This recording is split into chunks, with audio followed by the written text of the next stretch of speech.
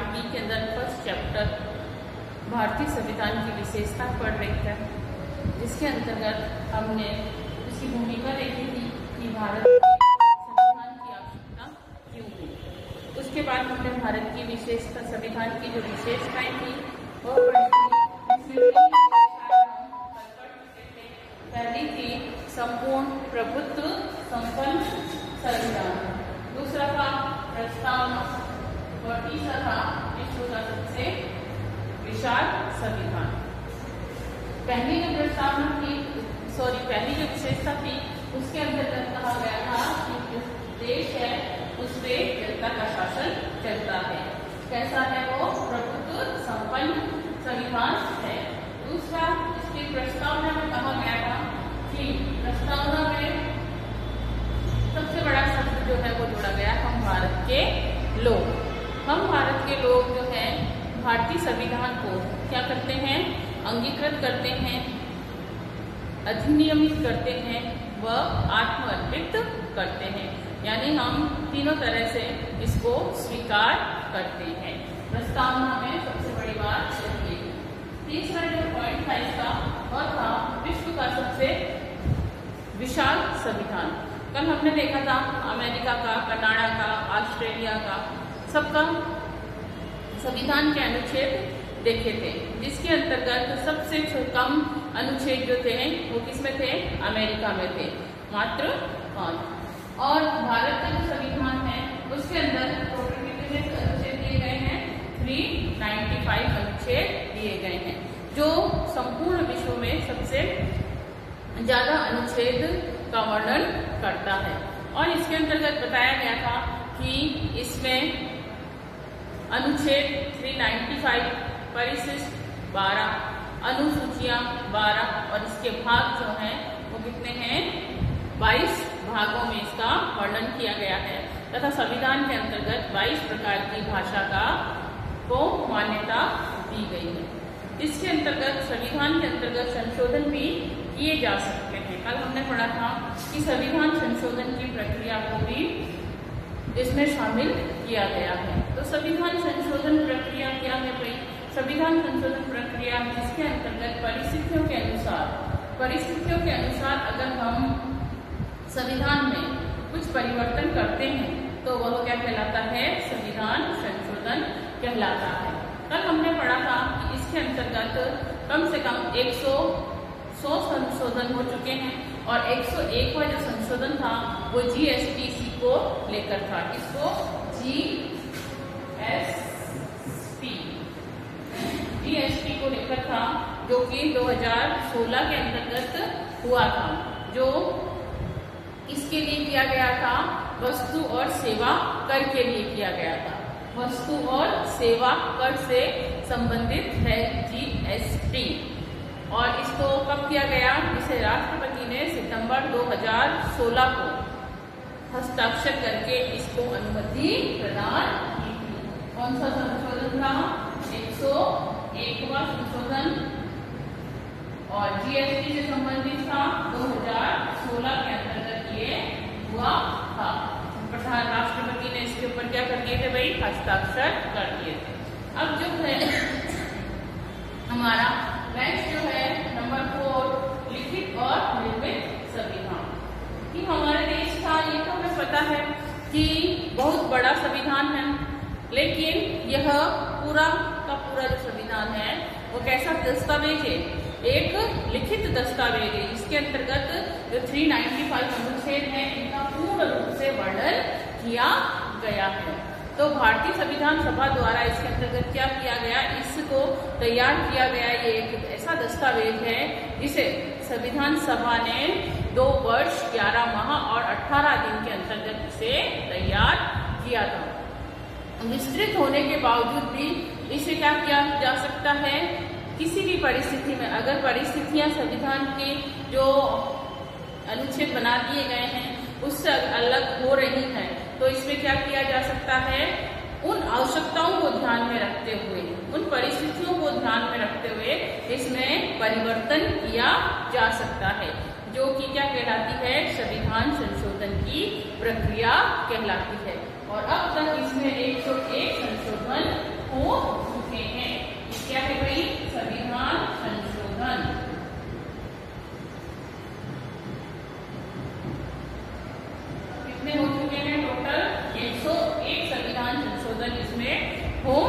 चुके हैं। नेक्स्ट जो है तो इसके हिसाब से आप देखिए ये सबसे बड़ा लिखित और निर्मित संविधान है। पांचवा हमारा पॉइंट है संसदीय शासन व्यवस्था, कि हमारे देश की शासन व्यवस्था कैसी है। संसदात्मक है, जिसके अंतर्गत राज्य और संघ दोनों को शामिल किया गया है। इसी के अंतर्गत डॉक्टर भीमराव अंबेडकर के अनुसार क्या कहा गया है कि संसदात्मक प्रणाली में शासन के उत्तरदायित्व का मूल्यांकन एक निश्चित समय के बाद तो होता ही है, इसके साथ साथ दिन प्रतिदिन भी होता रहता है। ये किसने कहा? ये भीमराव अंबेडकर ने कहा कि संसदात्मक प्रणाली कैसी है। संसदात्मक हमारे देश की जो संसदात्मक प्रणाली है वह एक इस प्रकार की प्रणाली है जिसमें शासन के उत्तरदायित्व का जो मूल्यांकन है, शासन के उत्तरदायित्व का जो मूल्यांकन है, जो उसकी पूर्ण जांच है, वह एक निश्चित समय के बाद तो होती है कि जैसे कि कोई टाइम पीरियड है 6 महीने बाद इसकी मूल्यांकन की जांच होगी, वो तो होती ही है, परंतु इसके साथ साथ दिन प्रतिदिन व्यक्ति कैसे कार्य कर रहा है संसदात्मक शासन प्रणाली के अंदर, उसकी भी जांच प्रतिदिन होती रहती है। इस प्रणाली में कार्यपालिका व्यवस्थापिका के प्रति सामूहिक रूप से उत्तरदायी होती है। इसके अंतर्गत आवश्यक है, हमारे यहाँ की जो संसदात्मक प्रणाली है उसके अंतर्गत ये बात कही गई है कि जो कार्यपालिका है वह व्यवस्थापिका के प्रति सामूहिक रूप से उत्तरदायित्व है, उसका उत्तरदायी है कि जो कार्यपालिका है, कार्यपालिका के अंतर्गत कौन आएगा भाई? कार्यपालिका के अंतर्गत जो है प्रधानमंत्री और उसका मंत्रिमंडल आता है, और व्यवस्थापिका के अंतर्गत राष्ट्रपति वगैरह आते हैं। तो राष्ट्रपति के प्रति अगर कार्यपालिका व्यवस्थापिका अगर चाहे तो कार्यपालिका को बुला के उससे कुछ भी पूछ सकती है। तो संपूर्ण दायित्व किसका होता है? व्यवस्थापिका का होता है, और कार्यपालिका व्यवस्था के प्रति सामूहिक रूप से उत्तरदायित्व उसका होता है। उसके द्वारा कुछ भी पूछने पर उसको सेटिस्फाइड करना ही पड़ता है। राष्ट्रपति का जो पद है वह कैसा है? वह गरिमा और प्रतिष्ठा का पद होता है, क्योंकि देश का जो प्रथम नागरिक है वो कौन होता है भाई? देश का प्रथम नागरिक जो है वो राष्ट्रपति होता है। उसी प्रकार से अगर हम राज्य की बात करें तो राज्य का प्रथम नागरिक कौन होता है? राज्यपाल होता है। तो इसके अंतर्गत राष्ट्रपति की जो पद और गरिमा है वह किसमें निहित है?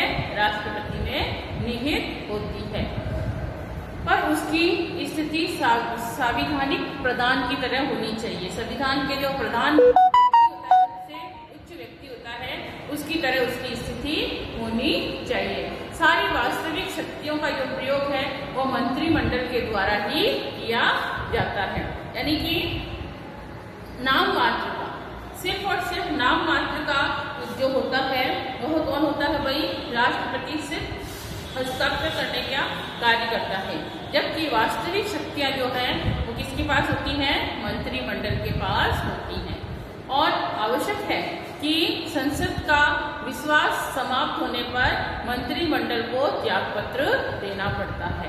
अगर मंत्रिमंडल के प्रति संसद का जो विश्वास है वो समाप्त हो जाता है तो संपूर्ण मंत्रिमंडल को क्या करना पड़ता है भाई? त्यागपत्र देना पड़ता है। इस व्यवस्था में प्रधानमंत्री ही मंत्रिमंडल का नेतृत्व करता है। सर्वे सर्वा इसमें कौन होता है? उस समय प्रधानमंत्री होता है। क्यों? क्योंकि प्रधानमंत्री ही अपने कार्य को सुचारू रूप से चलाने के लिए एक मंत्रिमंडल का निर्माण करता है, जिसे अलग अलग विभाग दिए जाते हैं और वह समय समय पर उसके कार्यों को पूर्ण करता है। कौन? मंत्रिमंडल। और अगर विश्वास समाप्त हो जाए संसद से तो उसे अपना त्यागपत्र देना पड़ता है, और जिसका सर्वे सर्वा कौन होता है? प्रधानमंत्री होता है। भारत में संसदीय व्यवस्था को केंद्र के साथ राज्यों में भी अपनाया गया है। जिस प्रकार की व्यवस्था केंद्र के अंदर है उसी प्रकार की व्यवस्था राज्यों में भी होती है।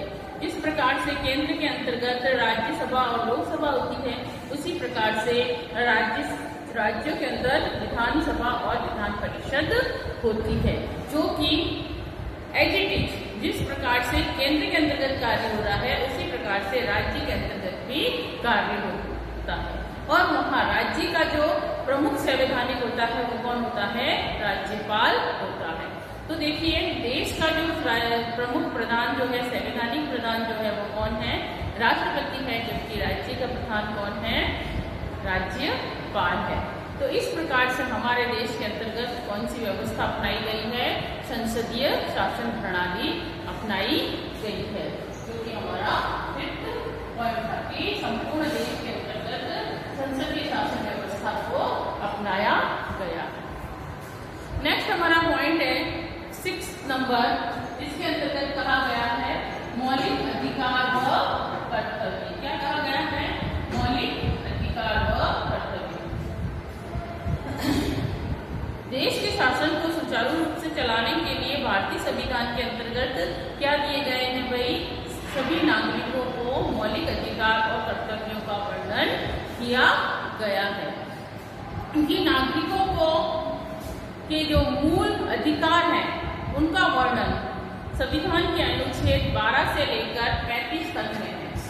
जो मूल अधिकार है या मौलिक अधिकार है, मौलिक अधिकारों का वर्णन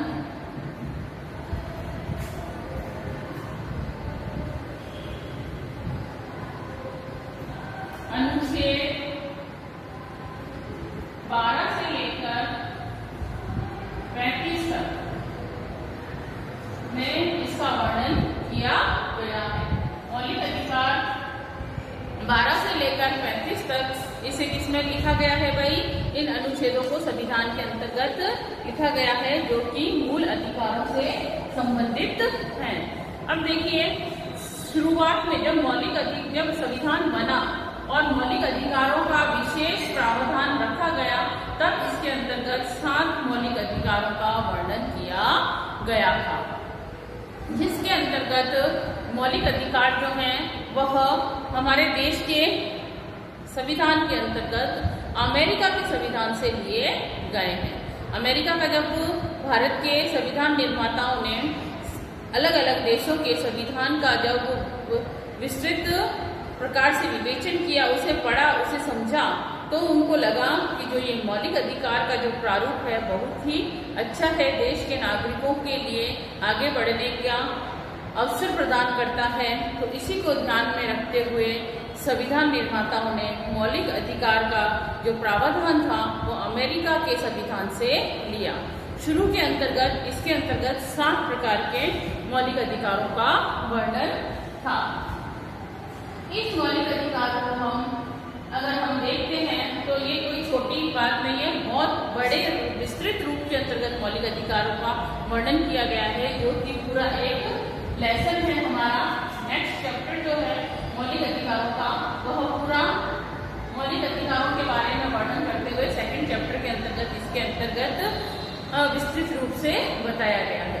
हम इसमें यहाँ पर शॉर्ट के अंदर देखेंगे कि मौलिक अधिकार कौन कौन से दिए गए हैं। तो सबसे पहला जो मौलिक अधिकार है वह है समता का अधिकार। किसका अधिकार? समता का अधिकार या फिर समानता का अधिकार, एक ही बात है। दूसरा जो मौलिक अधिकार है वह है स्वतंत्रता का अधिकार। स्वतंत्रता का अधिकार, इसके अंतर्गत समानता का अधिकार दिया गया पहला भाई कि सभी व्यक्ति को समान रूप से सभी अवसर प्रदान किए जाने चाहिए। समानता, सभी के साथ समान व्यवहार किया जाना चाहिए। इसके अंतर्गत भी अलग अलग प्रकार से वर्णन किया गया है। दूसरा जो है वह है स्वतंत्रता का अधिकार। जिस प्रकार से हमने पार्ट 1 के अंदर लेसन 4 समानता व स्वतंत्रता पढ़ा था, उसमें स्वतंत्रता के बारे में बताया गया था, वही सब स्वतंत्रता के अंतर्गत अधिकार दिए गए हैं अलग अलग प्रकार से। तीसरा जो अधिकार है वह है शोषण के विरुद्ध अधिकार। तीसरा अधिकार कह रहा है शोषण के विरुद्ध अधिकार। क्या मतलब है कि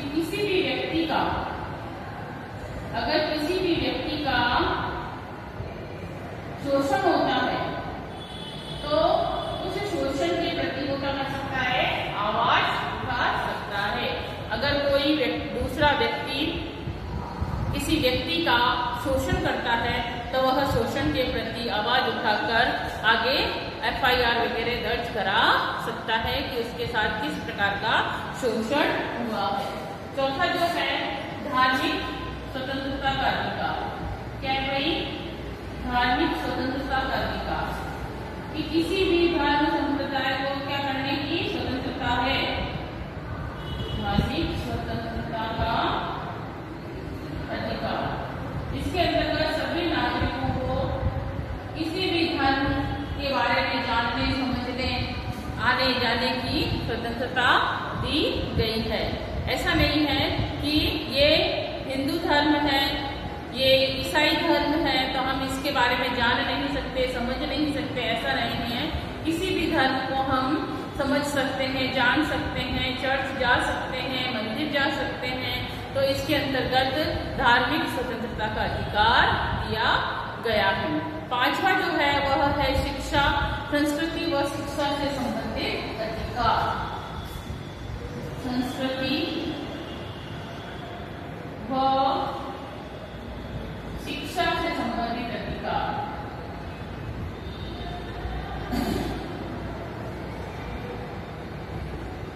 से संबंधित अधिकार।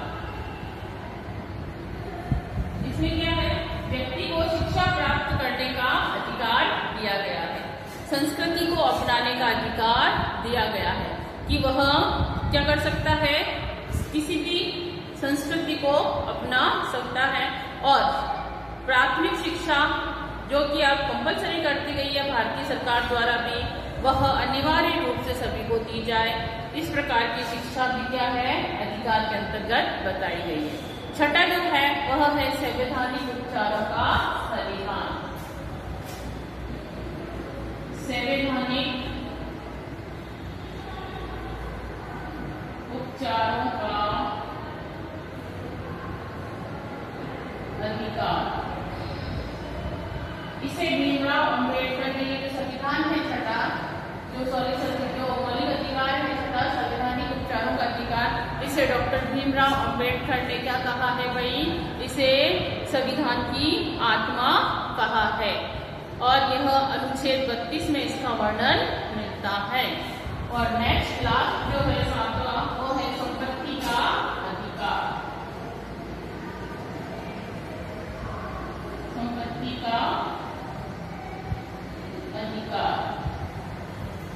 इस पहले जब संविधान निर्माताओं द्वारा संविधान का जब निर्माण किया गया तब इसके अंतर्गत 7 मौलिक अधिकारों का वर्णन किया गया था, जिसमें समता या फिर समानता का अधिकार, स्वतंत्रता का अधिकार, शोषण के स्वतंत्रता का अधिकार, संस्कृति व शिक्षा से संबंधित अधिकार, संवैधानिक उपचारों का अधिकार और लाभ तथा संपत्ति का अधिकार। ये 7 संविधान मौलिक अधिकारों का संविधान के अंदर वर्णन किया गया था। लेकिन 44वें संविधान संशोधन द्वारा, कौन सा संशोधन, 44वां एक संशोधन हुआ, जिसे 44वां संविधान संशोधन कहते हैं। कौन सा, 44वां संविधान संशोधन। 44वें संविधान संशोधन द्वारा इसे क्या कर दिया गया भाई, हटा दिया गया। इसको, संपत्ति के अधिकार को समाप्त कर दिया गया कि संपत्ति का जो अधिकार है उसे इसमें से हटा दिया गया। जब मौलिक अधिकारों में से संपत्ति का अधिकार हटा दिया गया तो इसके अंतर्गत मात्र कितने अधिकार रह गए, 6। कितने अधिकार रह गए, 6। तो अभी हमारे संविधान के अंतर्गत लेटेस्ट कितने संविधान हैं, 6 संविधान हैं। 6 मौलिक अधिकारों का इसके अंतर्गत क्या किया गया है, वर्णन किया गया है। और इसमें से जो 7वां था, कौन सा, संपत्ति का अधिकार, उसे हटा दिया गया। अब इन 6 अधिकारों में से अगर किसी का भी कोई भी अधिकार, किसी भी व्यक्ति के इन अधिकारों में से किसी भी एक का क्या हो रहा है, हनन हो रहा है,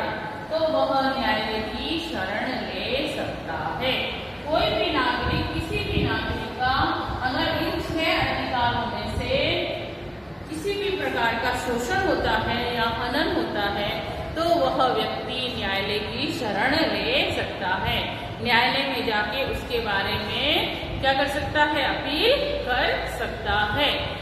86वें संविधान संशोधन द्वारा सितंबर 2002 को, जो कि जुलाई 2009 को संसद में पारित किया गया था, 1 अप्रैल 2010 को लागू कर दिया गया और शिक्षा को क्या बना दिया गया, प्रारंभिक जो शिक्षा है उसे मूल अधिकार के रूप में संविधान में शामिल कर लिया गया।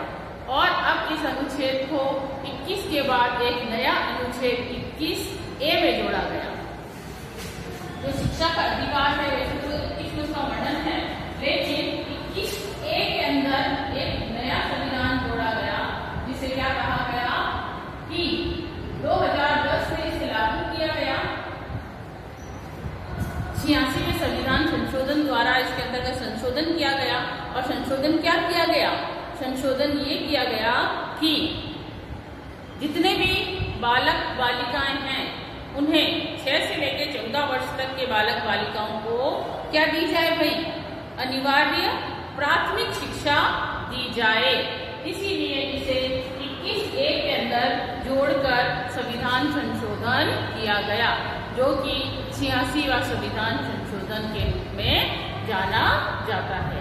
इसके अंतर्गत सभी निर्धन है, धनवान व्यक्ति है, सभी को आवश्यक है, सभी के लिए ये जरूरी है कि वह अपने बच्चों को जो 6 से लेकर 14 वर्ष तक की आयु के हो रहे हैं उन्हें समय पर क्या दें, प्रारंभिक शिक्षा दें। इसे सरकार ने क्या कर रखा है, अनिवार्य बना रखा है और निःशुल्क बना रखा है। उसके लिए सरकार द्वारा कोई भी शुल्क नहीं लिया जाता। इसी के अंतर्गत ध्यान में रखते हुए एक व्यक्ति आए जिनका नाम था MC छगला। क्या नाम था,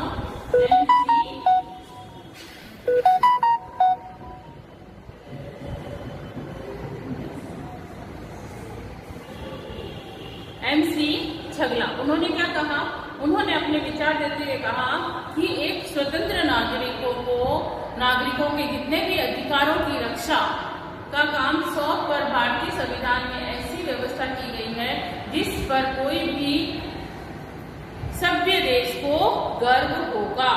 इसमें छगला साहब जो हैं वो कहते हैं, छागला साहब जो है वो कहते हैं कि हमारे देश के अंतर्गत इस प्रकार की व्यवस्था करके नागरिकों को क्या करके अधिकार देकर एक स्वतंत्र न्यायालय में सभी नागरिकों को उनके अधिकारों की रक्षा का काम सौंपा है न्यायालय को, और ऐसा करने की ऐसी व्यवस्था की गई है जिस पर सभी को, देश के सभी व्यक्तियों को क्या होगा, उस पर गर्व होगा। इतनी अच्छी व्यवस्था संविधान के अंतर्गत की गई है मौलिक अधिकारों को ध्यान में रखते हुए। तो ये तो था हमारा क्या, मौलिक अधिकार। इसके बाद इसी के अंतर्गत 6 पॉइंट के अंतर्गत ही मौलिक अधिकार और कर्तव्य प्लस कर्तव्य की भी बात कही गई है। तो देखिए कर्तव्य क्या है, कर्तव्यों के अंतर्गत क्या करा गया भाई, इसके अंतर्गत 42वां संविधान संशोधन जो हुए वो कब हुआ, 1976 के अंतर्गत। ये तो हुआ था देखो भाई, 44वां संविधान संशोधन जो था वो 1978 में हुआ, और 42वां संविधान संशोधन जो है, 42वां संविधान संशोधन वो कब हुआ, वो हुआ 1976 के अंतर्गत। और इसके अंतर्गत ये बात कही गई कि इसके अंदर संविधान संशोधन करते हुए कहा गया कि इसमें नागरिकों को कितने अधिकार कर्तव्य दिए गए, इसमें नागरिकों को 10 कर्तव्य दिए गए, और जिनका पालन करना प्रत्येक नागरिक के लिए क्या था भाई, संवैधानिक उत्तरदायित्व था, और उस उत्तरदायित्व को का पालन करना आवश्यक था। इसमें संविधान के पालन करना भारत की संप्रभुता, एकता और अखंडता की रक्षा करना तथा भाईचारे की भावना बनाए रखना, प्रकृति व पर्यावरण की रक्षा करना आदि प्रमुख कर्तव्यों को जोड़ा गया था। इसके अंतर्गत अगर हम बात करें, इसके शुरुआत जब संविधान निर्माण हुआ था तब कर्तव्यों का अगर हम बात करें तो इसके अंतर्गत टोटल 11 कर्तव्य थे। फिर इसके अंतर्गत 42वें संविधान संशोधन द्वारा क्या किया गया भाई, 42वें संविधान संशोधन द्वारा इसके अंतर्गत एक संशोधन किया गया और संशोधन करके इसके अंतर्गत अब जो है वह 10 कर्तव्यों का वर्णन है, जिसमें अलग अलग बात कही गई है। संविधान का पालन करना अनिवार्य है, जो संविधान बनाया गया है तो कि देश के नागरिकों को चाहिए कि वह समय समय पर इन कर्तव्यों का पालन करे और इनका हनन होने पर क्या करे, न्यायालय की शरण में जा सकता है। दूसरा, एकता और एक अखंडता को बनाए रखना है देश की। फिर है भाईचारे की भावना स्थापित रहनी चाहिए, सभी के अंतर्गत भाईचारा होना चाहिए, लड़ाई झगड़ा नहीं होना चाहिए। प्रकृति और पर्यावरण की रक्षा की भी बात कही गई है। अप्रैल 2010 के अंतर्गत शिक्षा के अधिकार को क्या किया गया भाई, 26वें संविधान संशोधन द्वारा 11वां मूल कर्तव्य भी संविधान में जोड़ दिया गया। इसमें क्या कर दिया गया भाई, जो 11वां अधिकार कर्तव्य था उसे जोड़ा गया। तो 42वें संविधान संशोधन द्वारा 2010 में इसमें कब जोड़ा गया भाई, 2010 के अंतर्गत एक, अभी हमने अधिकार के अंतर्गत पढ़ा था कि 21A जोड़ा, तो 2010 के अंतर्गत ये इसके अंतर्गत एक मूल कर्तव्य जोड़ दिया गया। पहले क्या थे भाई, इसके अंतर्गत 10 कर्तव्यों की बात कही गई थी और अब इसके अंतर्गत एक कर्तव्य और जोड़ा गया, जो कि अब टोटल कितने हो गए हैं, 11 हो गए हैं। और उस कर्तव्य के अंतर्गत क्या बात कही गई, उस 11वें मूल कर्तव्य में कहा गया कि जितने भी 6 से लेकर 14 वर्ष के आयु के जो बच्चे हैं उन्हें शिक्षा के अवसर समय पर उपलब्ध कराना अब उनके माता पिता का क्या है भाई, कर्तव्य है। अब जो वर्तमान में अगर हम बात करें तो मूल कर्तव्य जो है वो कितने हो चुके हैं, 11 हो चुके हैं। मूल कर्तव्य जो है वो 11 है, कर्तव्य 11 और अधिकार 6। ये पहले 7 थे, 6 हो गए, ये 10 थे और ये 11 हो गए। अधिकारों में से एक कम किया गया और कर्तव्य में एक जोड़ा गया। ये थे मूल अधिकार और कर्तव्य। नेक्स्ट हमारा है राज्य के नीति निर्देशक तत्व। कि राज्य के नीति निर्देशक तत्व क्या कहते हैं, सबसे पहली बात तो ये लिए कहां से गए हैं। राज्य का जो नीति निर्देशक तत्व है ये आयरलैंड के संविधान से लिया गया है और ये संविधान के भाग 4 में इसका वर्णन है। कितने में वर्णन है, राज्य के नीति निर्देशक तत्वों का भाग 4 में इसका वर्णन है, भाग 4 में, और इनका भाग 3 में। संविधान के अंतर्गत भाग 4 के अंतर्गत राज्य के नीति निर्देशक तत्वों का वर्णन किया गया है और इसमें कहा गया है कि राज्य के सभी नागरिकों को भविष्य में बनने वाली जो सरकारें हैं वो सरकारों के समक्ष क्या करेगा भाई, पथ प्रदर्शक की भूमिका का निर्वहन करेगा। इसके अंतर्गत ये आवश्यक है कि जो भी सरकार के को कार्य करने में किसी भी कार्य को करने के लिए सरकार को बाध्य नहीं किया जा सकता। वे न्यायालय में वाद योग्य भी नहीं है। क्या नीति निर्देशक तत्व जो है वह न्यायालय में वाद योग्य नहीं है, जबकि मौलिक अधिकारों का हनन होने पर हम क्या कर सकते हैं, न्यायालय की शरण ले सकते हैं। लोक कल्याणकारी राज्य के लिए आवश्यक होने पर भी किसी भी सरकार द्वारा इनकी उपेक्षा संभव नहीं है। यानी कि अगर हम बात करें नीति निर्देशक तत्वों की तो इसके अंतर्गत पूर्ण रूप से कहा गया है कि इसके लिए वाद योग्य नहीं है, न्यायालय में हम इसके बारे में विचार विमर्श नहीं कर सकते। नेक्स्ट है हमारा समाजवादी राज्य। समाजवादी राज्य के अंतर्गत कहा गया है 42वें संविधान संशोधन द्वारा, कब हुआ भाई 42वां संविधान संशोधन, 1976 को हुआ। इसके अंतर्गत कहा गया कि भारत को एक समाजवादी गणराज्य घोषित किया गया है, कि जो भारत है वह एक समाजवादी गणराज्य है, सभी समाजों से मिलकर बना हुआ एक गण है। और इसके मूल संविधान में यह शब्द प्रयुक्त नहीं होता है। प्रस्तावना में क्या कहा गया, यह शब्द भारतीय राज्य व्यवस्था को एक नई दिशा दिए जाने की भावना से दृष्टिगत रखकर जोड़ा गया है। क्या जोड़ा गया है, समाजवादी राज्य। नेक्स्ट है व्यस्क मताधिकार। व्यस्क मताधिकार आप समझते ही हैं कि हमारे देश के अंतर्गत जितने भी बालक और बालिकाएं हैं 18 वर्ष के हो चुके हैं, उन्हें क्या दी जाए भाई, उन्हें मतदान करने की सुविधा दी जाए। पहले हमारे देश के अंतर्गत क्या था कि जब तक किसी भी व्यक्ति की आयु 21 वर्ष नहीं हो जाती थी, तब तक वह व्यस्क नहीं माना जाता था और वोट नहीं दे सकता था। तो इसके अंतर्गत व्यस्क मताधिकार के अंतर्गत संविधान की जो आयु है, संविधान के अंतर्गत 18 वर्ष की आयु प्राप्त प्रत्येक नागरिक को समान रूप से मताधिकार प्रदान करने की सुविधा दी गई है।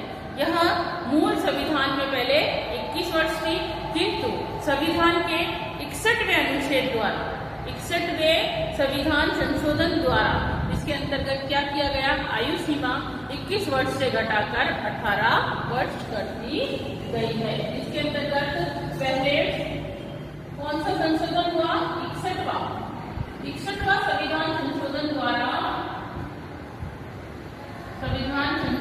द्वारा इसकी आयु कितनी कर दी गई भाई, 21 से घटाकर 18 कर दी गई, 18 वर्ष कर दी गई। तो यह है व्यस्क मताधिकार। और आज का लास्ट पॉइंट हम पढ़ेंगे पंथनिरपेक्ष राज्य की क्या कह रहा है। पंथनिरपेक्ष राज्य भारतीय संविधान के अनुच्छेद 25 के अनुसार धर्म के क्षेत्र में प्रत्येक नागरिकों को स्वतंत्रता प्रदान की गई है कि वह किसी भी धर्म संप्रदाय को मान सकता है, जान सकता है, उसके बारे में रुचि ले सकता है। ये क्या दी गई भाई, स्वतंत्रता दी गई। धार्मिक मामलों में राज्य ने एक तटस्थ दृष्टिकोण अपनाया, न तो किसी धर्म विशेष को राज्य धर्म माना जाएगा और न ही किसी धर्म विशेष को न ही किसी समुदाय विशेष को धार्मिक आश्रय दिया जाएगा। इसमें कहा गया भाई कि कोई भी जो धर्म है उसे राज्य का धर्म घोषित नहीं किया जाएगा, राज्य धर्म नहीं माना जाएगा और न ही किसी समुदाय विशेष को धार्मिक प्रश्रय दिया जाएगा कि इस धर्म संप्रदाय के जो समुदाय के जो लोग हैं उन्हें धार्मिक प्रश्रय दिया जाए, ज्यादा से ज्यादा उन्हें सुविधाएं दी जाए, ऐसा नहीं है। धर्म के आधार पर किसी भी नागरिक से भेदभाव नहीं किया जा सकता। राज्य का कोई आधिकारिक धर्म नहीं है, सभी धर्म उसके लिए क्या है, समान है। संविधान सभा ने मूल संविधान में पंथ निरपेक्ष शब्द का प्रयोग नहीं किया है, किंतु 42वें संविधान संशोधन द्वारा इसके अंदर क्या जोड़ा गया है, पंथ निरपेक्ष शब्द जोड़ा गया है। इसके अंतर्गत क्या कहा गया भाई कि कौन सा शब्द जोड़ा गया है, 42वें संविधान द्वारा पंथ निरपेक्ष शब्द जोड़ा गया है।